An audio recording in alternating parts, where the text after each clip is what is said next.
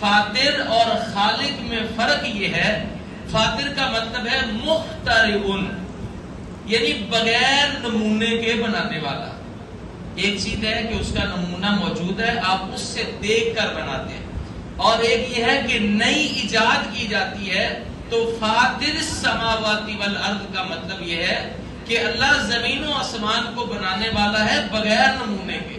اولاً سب سے پہلے زمین کیسی ہوتی ہے، آسمان کی ڈیزائننگ کیا ہے، تو یہ اللہ رب العالمین نے بنایا۔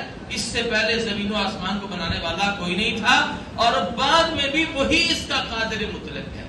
تو فاطر اور خالق میں فرق۔ پھر فرمایا وہ فرشتوں کو بنانے والا ہے جو دو دو پروں والے ہیں، تین تین چار چار والے ہیں، جناب جبرائیل علیہ السلام، جناب اسرافیل علیہ السلام، اسرائیل علیہ السلام، میکائیل علیہ السلام۔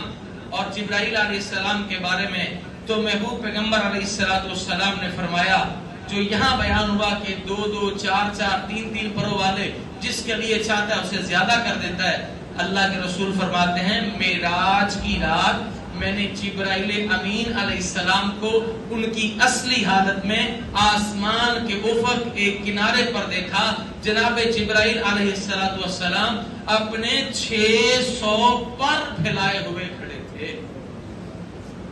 یہ اللہ نے فرشتے بنائے، اللہ کا تعارف ہو رہا تھا۔ فرمایا اس سے زیادہ جس کو چاہتا ہے بناتا ہے، وہ ہر چیز پر قادر ہے۔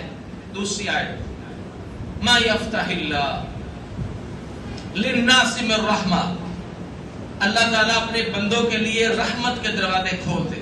ما یفتح اللہ، جو وہ کھول دے اللہ، للناس لوگوں کے لیے، من رحمہ رحمت، فلا ممسک لہا، تو اسے کوئی بند کرنے والا نہیں ہے۔ وما یمسک، اور اگر وہ روک دے، بند کر دے، فلا مرسل لہ من بعدہ، اس کے بند کرنے کے بعد اسے کھولنے والا کوئی نہیں ہے۔ وَهُوَ الْعَزِيزُ الْحَكِيمُ، اور وہ غالب اور حکمت والا ہے۔ یہی بات رسول اللہ صلی اللہ علیہ وسلم سمجھایا کرتے تھے۔ آپ نے اپنے صحابی سے کہا کہ آپ نے کبھی بھی فرض نماز کے بعد اس دعا کو چھوڑنا نہیں ہے۔ وہ دعا کیا تھی؟ اس آیت کی تفسیر کو عملاً سمجھایا۔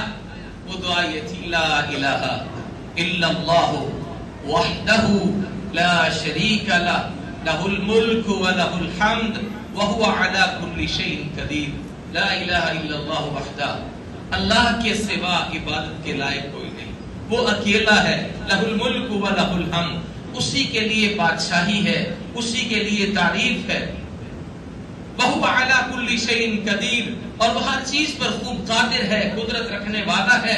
اللہم لا مانع لما اعطیت، اے میرے اللہ کوئی بھی منع نہیں کر سکتا جس کو تو عطا کر دے۔ ولا معطی لما منعت، کوئی بھی نہیں دے سکتا جس کے لیے تو روک دے۔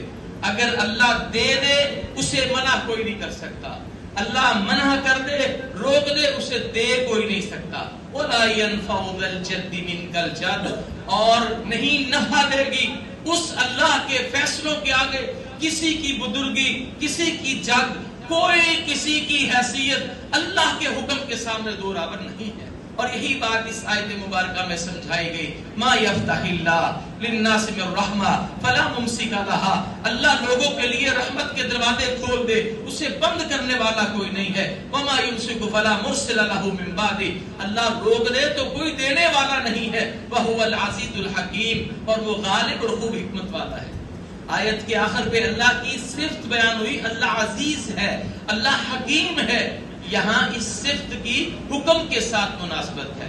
اللہ رب الجلال والاکرام جو بات ارشاد فرما رہے ہیں اس حکم کے مطابق العزیز صفت آئی ہے۔ صفت اور فرمان کی مناسبت ہے، یہ غیر مناسب انداز میں نہیں آئی۔ یہاں العزیز ہے تو العزیز ہی بنتی تھی، العزیز کی جگہ الرحیم نہیں آیا، اور العزیز کے بعد الحکیم آیا تو اس کی بھی یہی جگہ بنتی تھی کہ وہ غالب ہے، وہ جب چاہے روک سکتا ہے، وہ جب چاہے دے سکتا ہے، اس کے فیصلوں کے آگے کوئی چوں و چرا نہیں ہے، اور وہ